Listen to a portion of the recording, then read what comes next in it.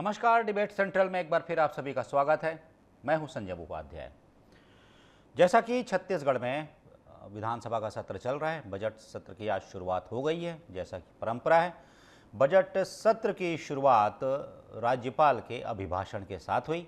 निश्चित रूप से उसमें सरकार की योजनाएं होती हैं, उनका एक प्रकार से कहिए कि उन सारी योजनाओं को एक साथ उनका विवरण प्रस्तुत किया जाता है, बताया जाता है कि सरकार ने क्या किया।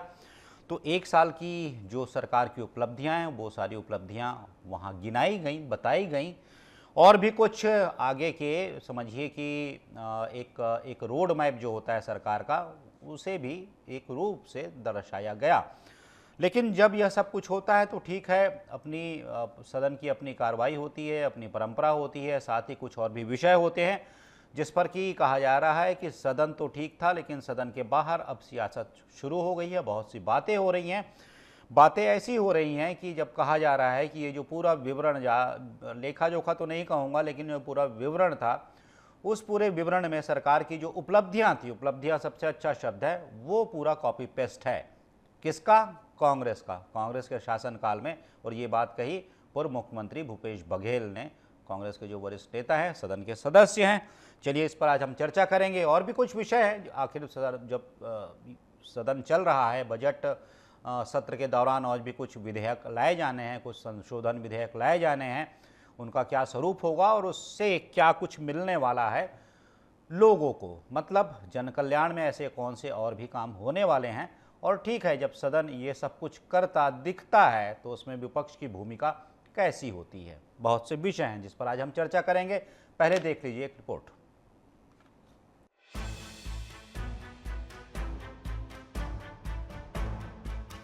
विधानसभा के बजट सत्र की शुरुआत आज राज्यपाल के अभिभाषण से हुई। राज्यपाल के अभिभाषण के दौरान विपक्ष के सदस्यों ने कई बार टोका टाकी की है। अभिभाषण के दौरान प्रदेश के पूर्व मुख्यमंत्री भूपेश बघेल ने टिप्पणी करते हुए कहा कि राज्यपाल से झूठ बुलवाया जा रहा है। भूपेश बघेल ने राज्यपाल के अभिभाषण को अपने सरकार की योजनाओं का कॉपी पेस्ट बताया। उन्होंने कहा कि इसमें कुछ भी नया नहीं है, वही सारी पुरानी बातें हैं। उन्होंने कहा कि सभी ट्रेनें बंद हैं, लोगों को परेशानी हो रही है, सरकार को ट्रेनों पर ध्यान देना चाहिए। और आप तारीफ कर रहे हैं, 18 लाख आवास देने का फैसला पहली कैबिनेट में किया गया था, आंकड़ा नहीं दिया, सरकार साल भर में कोई काम नहीं कर पाई। 18 लाख आवास गरीबों को देने के पहली कैबिनेट के फैसला, लेकिन आंकड़ा नहीं दिए हैं कि कितने लोगों को चाबी सौंपी गई। एक भी लोगों को कितने, वो तो आंकड़े बताना जी कितने लोगों को चाबी दे दिए हैं, वो आंकड़े भी नहीं है। तो ये सरकार साल भर में कोई काम कर नहीं पाई है और केवल पुराने आंकड़े को ही कॉपी पेस्ट करके राज्यपाल महोदय से खांसते छींकते उससे अभिभाषण कराया गया। उसकी भी इच्छा नहीं थी कि वो भाषण करे, लेकिन मजबूरी है, राज्यपाल को तो पढ़ना ही है। लेकिन सरकार के नाम से कोई उपलब्धि नहीं है। ट्रेन की बात कहें तो इतने यात्री ट्रेन बंद हो गए हैं, लोग आंकड़े भूल चुके हैं, कोई सुविधा नहीं है रेल यात्रा के नाम से। और जो बातें कही जा रही है उसमें कोई नई बात है नहीं। सरकार के पास न सोच है न दिशा है, बल्कि सरकार, राज्यपाल के अभिभाषण में सरकार के सोच दिखाई पड़ती है। वहीं दूसरी ओर सत्ता पक्ष ने कहा कि अभिभाषण में वे कमी खोज रहे हैं, जिनका कभी कोई विजन नहीं रहा। राज्यपाल के अभिभाषण को बीजेपी विधायक ने सरकार के सफल शासन और उसके सुखद परिणाम का आधार बताते हुए उपलब्धियां गिनाई। वरिष्ठ विधायक राजेश मूणत ने कहा कि एक साल के भीतर सरकार ने जो किया यह उसी का लेखा जोखा है। उन्होंने कहा कि गरीब परिवारों को 18 लाख आवास देने की ओर बढ़ी है। गरीब परिवार के अधिकारों को कांग्रेस सरकार ने छीना था, आज महतारी बंधन योजना का फायदा महिलाओं को मिल रहा है। पंचायती राज की व्यवस्था सुनिश्चित हुई है। पूरे प्रदेश में विकास के कार्य शुरू हुए हैं। बीजेपी ने अभिभाषण को कॉपी पेस्ट बताए जाने पर कहा, कांग्रेस का ना कोई विजन है, ना कोई सोच, ना कोई परिकल्पना थी, बस प्रदेश में लूट कैसे की जाए और पैसे कैसे कमाए जाएं, इस पर ही काम हुआ था। चाहे वो गरीब परिवार के मकान की बातचीत हो, 18 लाख परिवार जो गरीब परिवार थे, लेकिन उस समय की पूर्व सरकारों ने तो कभी निर्णय नहीं किया। उनके हक को छीनने का काम किया। विष्णुदेव साय सरकार ने शपथ लेने के उपरांत तत्काल पहली प्राथमिकता पर 18 लाख परिवार को उनके मकान का हक दिया। यही नहीं, प्रधानमंत्री जी ने 3 लाख एक्स्ट्रा मकान और छत्तीसगढ़ के लिए आवंटित भी किए। अभिभाषण के पश्चात वित्त मंत्री ओपी चौधरी ने सदन में अनुपूरक बजट प्रस्ताव पेश किया। 3 मार्च को वित्त मंत्री सदन में 2025-26 का बजट पेश करेंगे। सभी की आशाएं इस ओर बंधी हैं कि उन्हें बजट से क्या मिलता है। हालांकि आज बजट सत्र के पहले दिन से ही यह तय माना जा रहा है कि विपक्ष की रणनीति आक्रामक होगी और यह दिखा भी। अब ऐसे में देखना होगा कि जनहित के विषयों पर सदन में सत्ता पक्ष और विपक्ष के बीच क्या कोई सार्थक चर्चा हो पाती है या फिर यह सत्र भी हंगामे की भेंट चढ़ जाता है।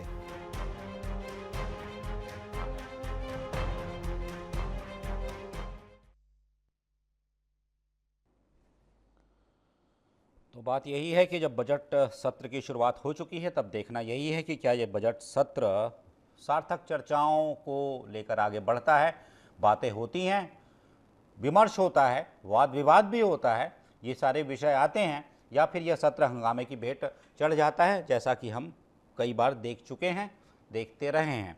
ठीक है, लेकिन सरकार इस बीच अपना काम करती है।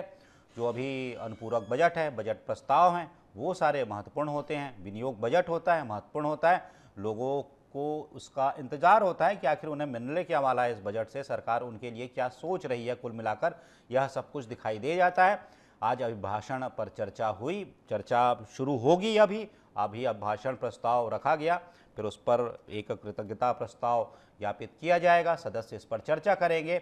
साथ ही साथ 3 मार्च को छत्तीसगढ़ विनियोग जो अधिनियम है वो रखा जाएगा, विनियोग अधिनियम रखा जाएगा, और उसके साथ ही साथ कुल मिलाकर ये बजट होता है जिसे कि रखा जाएगा, और उसके बाद फिर उस पर चर्चा होगी सदस्यों की, हर बिंदु पर, हर मद पर, हर विभाग पर। कुल मिलाकर आप समझिए कि जब यह सब कुछ होगा उसके बाद ये जो सदन होगा उसकी उस समय क्या एक तरीके से कहिए सदन किस रूप से व्यवहार करता है, या फिर पक्ष और विपक्ष के बीच जो विचारों का आदान प्रदान किस रूप में होता है, यह सब कुछ महत्वपूर्ण विषय है। लेकिन जो आज का दिन था, आज के दिन की जो शुरुआत हुई थी, इसकी मैं बात शुरू कर लेता हूं। पहले परिचय करवा दूं मेरे अतिथियों का जो मेरे साथ जुड़े हुए हैं। अभिमन्यु मिश्रा हैं, प्रवक्ता हैं कांग्रेस के। अभिमन्यु मिश्रा जी, आपका स्वागत है। दिनेश अग्रवाल हैं, प्रवक्ता हैं भारतीय जनता पार्टी के। दिनेश जी, स्वागत है आपका। साथ ही साथ रमेश पांडे जी भी हमारे साथ जुड़े हुए हैं। रमेश पांडे जी, आपका स्वागत है। वरिष्ठ पत्रकार हैं रमेश पांडे जी, आपसे भी हम समझेंगे। तो दिनेश जी, अभी आप आने वाले थे तो मैं सोचा था अभिमन्यु जी से शुरू कर लूँ, लेकिन आप पहुँच गए, सही समय पर आप पहुँचे हैं।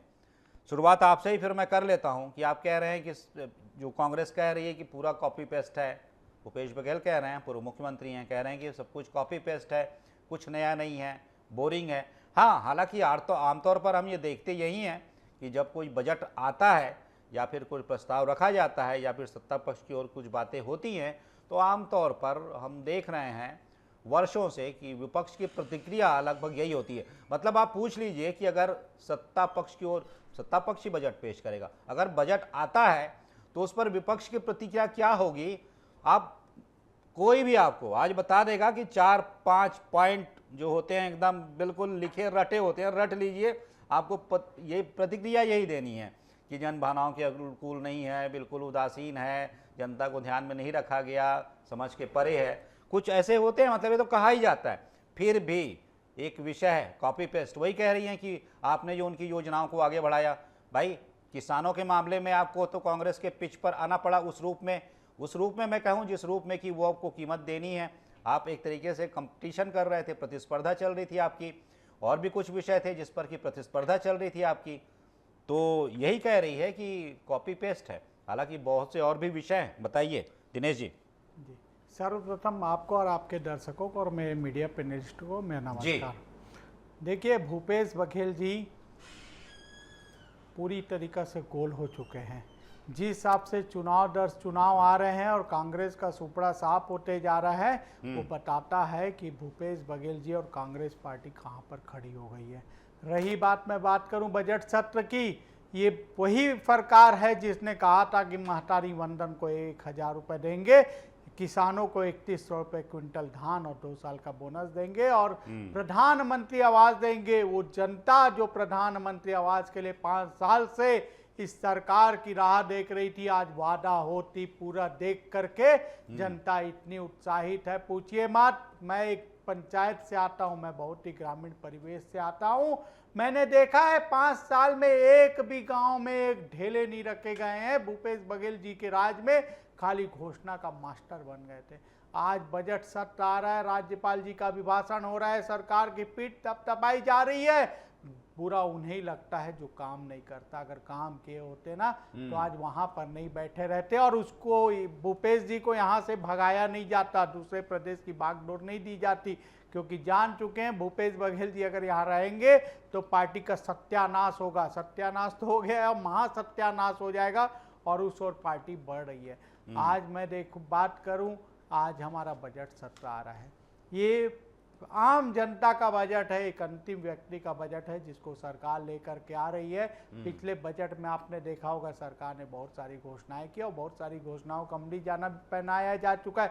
निरंतर हम अग्रसर बढ़ रहे हैं। आपको मैं बात करूं संजय जी, आपके लोकप्रिय चैनल पर स्मार्ट सिटी का पैसा खाने वाली है कांग्रेस पार्टी, जो हम केंद्र से भेजते थे, हर और भ्रष्टाचार कर रही थी। आज ट्रिपल इंजन की सरकार आ चुकी है और आप हम सब देखेंगे संजय जी, एक स्पीड मिल जाएगी बुलेट ट्रेन की आपके स्पीड। अनुसार चौथा इंजन भी जुड़ गया है, पंचायत वाला। जी बिल्कुल, आप जैसा बता रहे हैं, हालांकि इस पर अभी विवाद डिबेट चल रही है आपकी और कांग्रेस की कि हमारे ज्यादा आपके ज्यादा, लेकिन आपके अनुसार मैं कहूं कि चौथा इंजन जुड़ गया है। जैसा कि आज भी मैं देख रहा था, आपके जो प्रदेश अध्यक्ष हैं भारतीय जनता पार्टी के कह रहे थे वो। संजय जी, आप यही कांग्रेसी है जो ईवीएम पे जीतते थे, ईवीएम पे रोना रोते थे। यही कांग्रेसी है जो बैलेट पेपर भी हम जो जीत रहे हैं और ये रोना रो रहे हैं। आप क्या बोल रहे हैं कि ये सरकार पूरी तरीके से दबाव पूर्वक चल रही है। अरे दबाव पूर्वक तो आपने किया था, सीबीआई जैसी एजेंसी को बैन किया था, ईडी अरे प्रशासन का दुरुपयोग आपने किया नहीं था। लेकिन ये कहिए दिनेश जी, आप कह रहे हैं कि वो कह रहे हैं कि बैलेट से लड़े तो हार गए, वो तो कह रहे हैं जीत गए। अभिमन्यु जी बताइए, बैलेट से लड़े तो जीत गए क्या? और ठीक है, इसके बाद ये कहिएगा कॉपी पेस्ट आप कह रहे हैं, ठीक है भाई, अच्छी योजनाएं क्यों नहीं जारी रहेंगी? अच्छी योजनाएं तो जारी रहनी चाहिए। आपकी भी अगर सरकार आएगी तो आप इसलिए थोड़ी ना बंद कर देंगे कि भाई हम आ गए तो आपकी सब मतलब सिरे से बदल डालूंगा। ये थोड़ी होता है, जो अच्छी है चलने दीजिए। दिल्ली में भी यही हुआ, कहा गया कि हम कोई योजना बंद नहीं करेंगे, अतिरिक्त कुछ लेकर आएंगे। अभिमन्यु जी। संजय जी नमस्कार जी, मेरे साथी पैनलिस्टों को नमस्कार। देखिए, कॉपी पेस्ट वाली बातें बहुत पहले से की जा रही। मैं तो आपके चैनल के माध्यम से पहले भी मैंने 2-3 बार ये बातें कही कि कॉपी पेस्ट का जो एक चलन है भारतीय जनता पार्टी के द्वारा, वो चुनाव के 2023 का जो चुनाव था उसके पहले से ही चालू कर दिया गया था। जिस प्रकार से विजय शर्मा जी जगह जगह जाके बोला करते थे कि हम 2 लाख तक कर्जा माफ करने वाले हैं, तो कर्जा माफी हमारे पिछले मैनिफेस्टो में था और इस मैनिफेस्टो में भी था। इनके में नहीं था, लेकिन ये कहते थे मौखिक रूप से जगह जगह जा करके कि हम 2 लाख तक के कर्जा माफ करेंगे। उसके अलावा अभी आप ही ने कहा कि धान का समर्थन मूल्य वाले बात जो हमारी पिच पर आके कितना पढ़ नहीं, आज तक इन्होंने कितना मूल्य दिया है धान का, वो सबने देखा है छत्तीसगढ़ में। उसके अलावा किसानी की बात, कितने किसान आत्महत्या करते थे, कितने पंजीकृत किसान से बामुश्किल 10 लाख नहीं रह गए थे। हमारे आने के बाद आज 26 लाख से ऊपर पंजीकृत किसान है। तो आज भारतीय जनता पार्टी के लोग खुद मानते हैं कि किसानी जो है वो लाभ का बिजनेस बन चुका है छत्तीसगढ़ के अंदर में। उसके अलावा आप देखें किसकी बात हुई, नक्सलवाद की बात हुई। नक्सलवाद के मामले में देखा जाए 2022 में आए थे अमित शाह जी, उन्होंने हमारी पार्टी की सरकार की तारीफ भी की थी और कहा था कि 80% जो है नक्सलवाद खत्म हो चुका है भूपेश बघेल जी हमारे पूर्व मुख्यमंत्री जी के नेतृत्व में। तो ये नक्सलवाद की बात हो गई। उसके अलावा जो चाहे जंगल की बात हो, जल जंगल जमीन की बात हो, आदिवासियों के संरक्षण की बात हो, चाहे आदिवासी अंचलों की बात हो, आप देखेंगे भारतीय जनता पार्टी के 15 सालों में तो भय और आतंक सबसे चरम पर रहा। 3 ब्लॉकों से निकला नक्सलवाद, 18 जिलों तक फैला। तो ये सारी चीजें हुई। हमने तो मुख्य धारा पे जोड़ने का काम किया। छत्तीसगढ़ में रहते हैं कि बाहर रहते हैं? जी नहीं कहने दीजिए, मैं आपको समय दूंगा दिनेश जी, कहने दीजिए जी। जी बीच में नहीं, आप नहीं कहिए, चाहूंगा आप टोके कहिए। दिनेश जी, क्योंकि मैं पिछली बार एक बार टोका था तो डिबेट छोड़ के दिनेश जी भाग गए, तो वो स्थिति ना आए। जी जी तो भागने मैं की वही कह नौबत तो रहा आपको था, आने वाली है नहीं भाई नहीं, साहब। कहने छत्तीसगढ़ दीजिए ने दिनेश जी, फिर बाद में, छत्तीसगढ़ ने बाद में। जो 2018 तक के जो भारतीय जनता पार्टी की सरकार चली, उसके बाद हमारी 5 साल की सरकार चली। आज ये जो सरकार चल रही है वो अपनी 15 साल की पटरी छोड़ करके हमारी 5 साल की पटरी पे चल रही है, और ये सीधी सीधी बात है।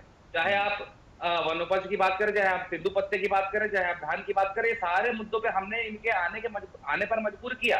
एक महतारी वंदन योजना की बात कर रहे थे, उसमें भी इनकी सच्चाई सामने आ गई। सनी लियोनी जैसे हितग्राही उनके जो है लाभ ले रहे हैं, तो मैं तो कहता हूँ आज अगर आप जांच एक हो पकड़ जाए तो कर बैठ गए 50 हैं, लाख तो रंजन अभी जी। तक फर्जी निकल जाएंगे। इनके ही जो कार्यकर्ता होंगे जो महतारी बने होंगे और 1,000 रुपए ले रहे हो।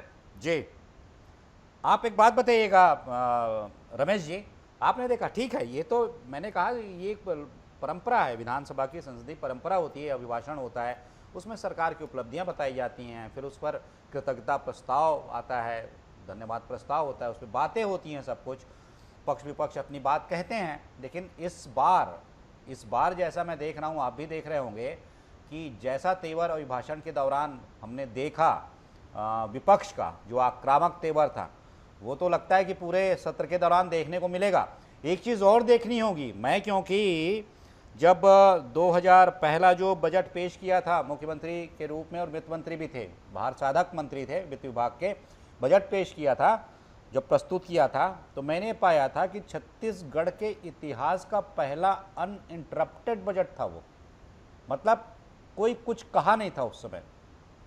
तो ये जो अभी तेवर दिख रहा है, बहुत से इसमें प्रस्ताव आने हैं, बहुत सी ऐसी बातें हैं जो रखी जानी हैं। वो दुकानों का भी एक मामला है, 24 घंटे खुले रहेंगे, बंद रहेंगे, क्या होगा, और भी बहुत सारी बातें हैं जो आनी हैं।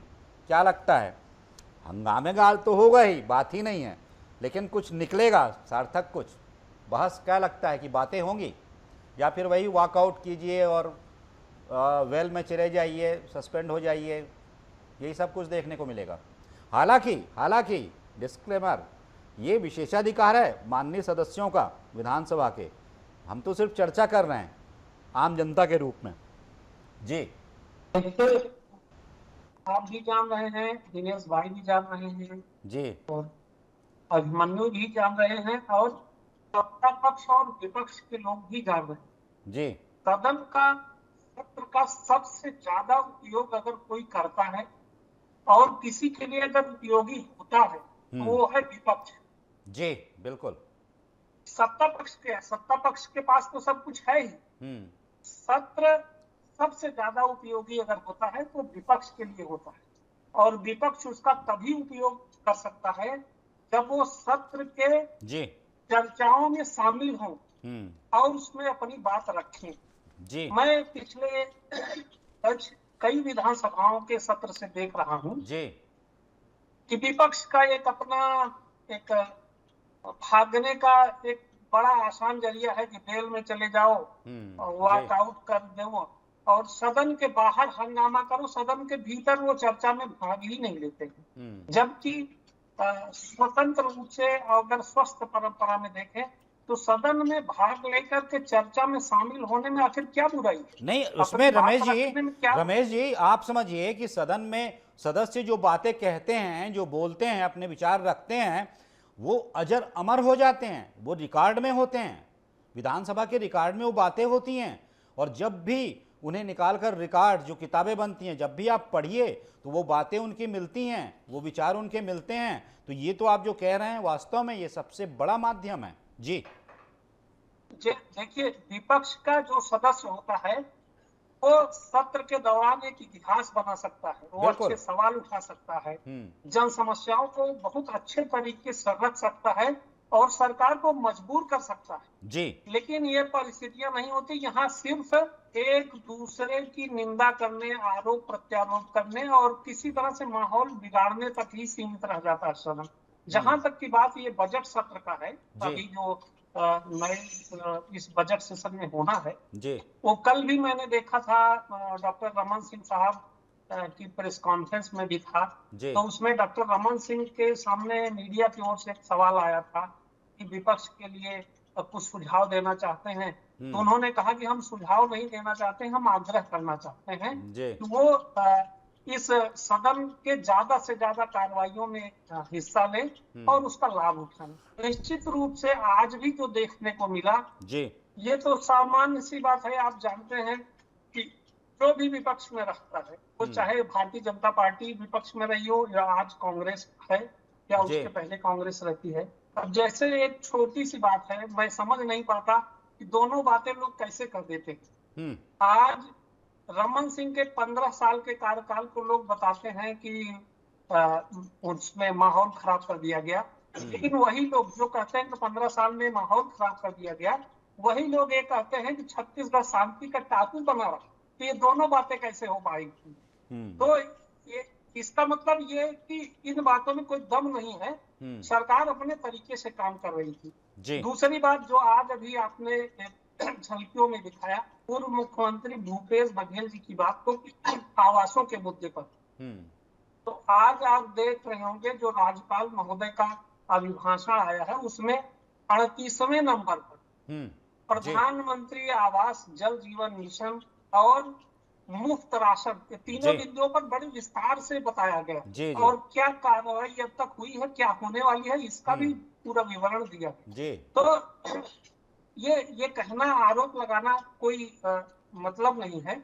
उसके तथ्य में आप जाएंगे तो कहीं से कोई गड़बड़ी हमको नजर नहीं आती। रही बात तो पहले बजट का ओपी चौधरी का आपने जिक्र किया, मैं सदन में मौजूद था। विपक्ष के लोग सही ढंग से उस पर प्रतिक्रिया नहीं दे पाए थे उस समय। और ये जो नया 3 मार्च को बजट आने वाला है दूसरा ओपी चौधरी का, वो भी पूरी तरह से संभावना है कि एक इतिहास रचेगा अपने आप में और बहुत महत्वपूर्ण चीजें उसमें रखी जाएंगी।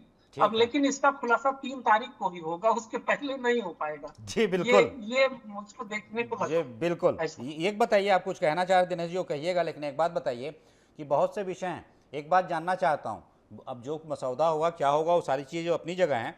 एक बात मैं देख रहा था, जब मुख्यमंत्री अभी कह रहे थे कुछ दिन पहले ही कि धर्मांतरण की समस्या एक बड़ी समस्या है, विदेशी फंडिंग जो हो रही है उसकी जांच होनी चाहिए, ये सब विषय भी आने वाले हैं क्या? जैसा मैं सुन रहा था कि धर्मांतरण संशोधन विधेयक भी आने वाला है, इसकी भी चर्चा चल रही है। ऐसी कुछ तैयारी है क्या दिनेश जी? वो जी कुछ विधेयक हैं जी जो मेरे ख्याल से 19 मार्च के बाद आएंगे, 20 मार्च के आसपास आ सकते हैं जी। और उसमें आपने देखा होगा कि धर्मांतरण को लेकर के, मतांतरण को लेकर के खास जो फॉरेन फंडिंग है जी, उसकी जांच सरकार करा भी रही है जी। तो अब जांच में क्या बातें आती हैं, क्या होता है, क्या ये लोग ले आते हैं जी। कुछ न कुछ अगर मेरे ख्याल से कोई विधेयक आने की संभावना होगी तो उसकी तैयारी जरूर चल रही होगी, लेकिन 20 तारीख के में कुछ विधेयक आने हैं जी, ये सही जी। दिनेश जी बिल्कुल, धर्मांतरण एक बहुत बड़ा मुद्दा है। जिस हिसाब से धर्मांतरण हो रहा है, सरकार इसे लेके कृत संकल्पित है और धर्मांतरण रोकने के लिए कानून भी बना हुआ है। उसको अमली जामा पहनाया जा रहा है। धर्मांतरण, किसी भी धर्म का धर्मांतरण नहीं होना चाहिए, ये हमारी सरकार की दृढ़ संकल्पित है और इसके लिए हम हर संभव प्रयास करेंगे और निसंदेह जो भी कार्य हमको करना पड़ेगा उसके लिए हम करने के लिए बेशक तैयार हैं। रही बात, प्रदेश सबका है, सर्व समुदाय का है और इस समुदाय की भावना को बनाए रखने का जितना दायित्व सरकार का है उतना दायित्व आम जनता का भी है। लेकिन इस धर्म के खिलाफ अगर कोई विदेशी फंडिंग हो रही है और कोई ऐसे व्यक्ति हैं जो विदेशी फंडिंग करके किसी भी धर्म को अपमानित करने का, धर्म परिवर्तन करने का वो कर रहे हैं, उनको जेल की सलाखों के अंदर डालने के लिए हम बिल्कुल तैयार हैं। और आप इस बजट सत्र में देखेंगे तो ऐसे कानून भी बनने जा रहे हैं। हमारे माननीय मुख्यमंत्री जी जो फूफाफन के रूप में जाने जाते हैं, क्योंकि सबसे ज़्यादा अगर धर्मांतरण किसी क्षेत्र का हुआ है तो वो जसपुर क्षेत्र का हुआ है। इसलिए माननीय मुख्यमंत्री जी से लेकर बहुत गंभीर है और आने वाले समय में इसके खिलाफ बहुत ही कठोर कानून और धरातल पे आपको उसकी मौजूदगी जरूर निसंदेह उपाध्याय जी देखने को मिलेगी। अभिमन्यु जी, कैसी भूमिका होगी? कंस्ट्रक्टिव, जैसा कि कह रहे थे रमेश जी भी और मैंने भी जैसा कहा कि आप समझिए कि आप जो कहते हैं सदन के भीतर, तब ऐसा अवसर होता है कि आपके वो जो शब्द हैं वो जो रिकॉर्ड में जाते हैं वो अजर अमर हैं। अभी तो मेरे ख्याल से केंद्र सरकार उसकी एक कुछ किताबें भी छपवा रही है उस पर, जो पिछले शुरू से जो भी सत्र हुए थे, ऐसे महत्वपूर्ण सत्र हुए थे, विशेष सत्र हुए थे, उस पर किताब छपने वाली है जो कि संसद भवन की लाइब्रेरी में रखी जाएगी। तो वो शब्द, आपके विचार, आपके सुझाव अमर होते हैं आगे भी। तो कैसी भूमिका होगी? कंस्ट्रक्टिव विचार देंगे, विमर्श देंगे, बातें करेंगे, ठीक है। मैं देखता हूं जैसे कि एक परंपरा बनी आती है कि नहीं माना जाता, फिर भी कोशिश तो कीजिए, क्योंकि आपने क्या सुझाव दिया है कम से कम यह तो रिकॉर्ड में रहेगा। अभिमन्यु जी। ये बिल्कुल संजय जी, कंस्ट्रक्टिव पॉलिटिक्स होनी चाहिए और कहीं ना कहीं कंस्ट्रक्टिव पॉलिटिक्स से ही समस्या का समाधान निकल पाता है, ऐसा लगता है जी। हल्ला गुल्ला करने से, नारेबाजी करने से कभी समाधान नहीं निकलता। और हमने चाहे विपक्ष में रहे, चाहे सत्ता पक्ष में भी रहे, छत्तीसगढ़ के अंदर में हमने हमेशा सकारात्मक रूप से साथ दिया है। आप देखेंगे सलवा जुडूम के समय में भी हमारे तत्कालीन नेता प्रतिपक्ष एक गाड़ी में बैठ करके रमन सिंह जी के साथ गए थे उसका योजना का उद्घाटन करने के लिए। और उसके अलावा जो धर्मांतरण की बात है, इसमें पिछली डिबेट में मैं एक जगह बैठा था, उसमें मैंने कहा था कि धर्मांतरण एक बहुत ही जटिल विषय है, इस पे राजनीति नहीं होनी चाहिए और सबसे पहले तो ये समझना चाहिए कि किन तरीकों से धर्मांतरण जो फोर्सफुली कराया जा रहा है या फिर किसी तरह का लुभावन देके, प्रलोभन देके, इलाज का बात करके, या इसमें यही कहता हूँ मन्नू जी, मैंने भी इस पे बात की थी, मैं इसमें ये कहता हूँ धर्मांतरण नहीं कहना चाहिए, अवैध धर्मांतरण शब्द ये धर्मांतरण जी क्या है। किसी भी धर्म को मानने की तो स्वतंत्रता हमारे संविधान ने हमको दी, बिल्कुल, लेकिन अवैध तरीके से किसी को धर्मांतरण कराया जाए तो वो गलत है।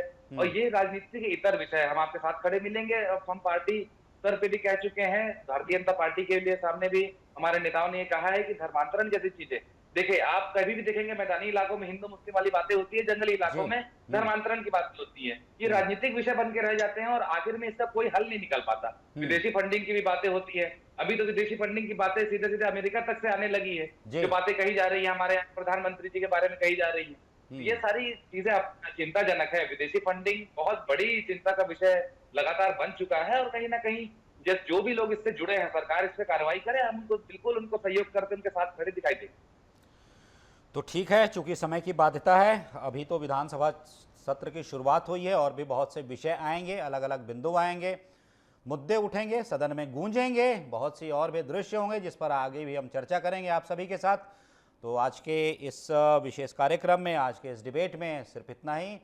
आप शामिल हुए, दिनेश अग्रवाल जी बहुत बहुत धन्यवाद, अभिमन्यु मिश्रा जी बहुत बहुत धन्यवाद आपका, साथ ही साथ रमेश पांडे जी आप भी हमारे साथ जुड़े, आपका भी बहुत बहुत धन्यवाद। तो जैसा कि मैंने कहा कि बजट सत्र की ये शुरुआत है, आज राज्यपाल का अभिभाषण हुआ, अब आगे चर्चा होगी। 3 तारीख को बजट पेश किया जाना है और 3 तारीख को जब बजट पेश होगा, वही कहिए कि सबकी जो कहिए कि पूरी आशा का केंद्र वही होता है कि बजट क्या आ रहा है, कैसा बजट प्रस्तुत किया जा रहा है, उन्हें क्या कुछ मिल रहा है, मतलब कितनी ऐसी सरकार की योजनाएं हैं, किस विभाग को कितना मद दिया जा रहा है। इससे दिखता है कि सरकार किस दिशा में चलना चाहती है, कैसा ब्लूप्रिंट तैयार कर रखा है सरकार ने 1 वर्ष के लिए। तो ये सारे विषय होते हैं, आगे भी हम लगातार यह चर्चा जारी रखेंगे। अभी इस कार्यक्रम में सिर्फ इतना ही, दीजिए आज्ञा, नमस्कार।